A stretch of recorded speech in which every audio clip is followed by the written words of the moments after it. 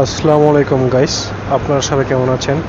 আশা করি ভালো এবং সুস্থ আছেন। তো আপনাদের দোয়া এবং ভালোবাসা আলহামদুলিল্লাহ আল্লাহর রহমতে আমি ভালো এবং সুস্থ আছি। তো আজকে একটা বিষয় নিয়ে কথা বলবো, সেটা হচ্ছে পৃথিবীটা এতটা সহজ না যে এতটা আমরা সহজ বা একদম সরলভাবে ভাবি। যতদিন না আমরা নিজস্ব উপার্জন বা নিজস্ব ডিপেন্ডেবল হই ততদিন আমরা আসলে বুঝতেই পারি না।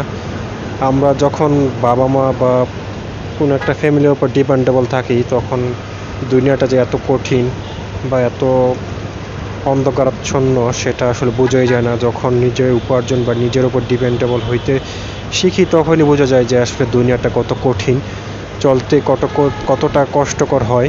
সেটা যখন নিজের ওপর দায়িত্ব আসে তখনই বোঝা যায়।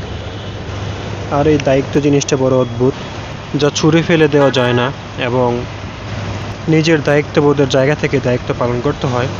আসলে দায়িত্ব পালন করার মধ্যে যত কষ্টই হোক, যত কিছুই হোক না কেন, এর মধ্যে যে একটা শীতল অনুভূতি এবং ভালো লাগা কাজ করে তা অন্য কিছুর মধ্যে আসলে পাওয়া যাবে না।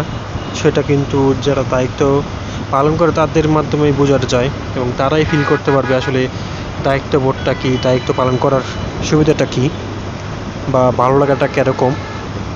তাছাড়া নিজের ওপর ডিপেন্ডেবল হওয়ার সুখই আলাদা, যা আসলে সত্যিকার অর্থে ভাষায় বা লিখনির মাধ্যমে বোঝানো সম্ভব না।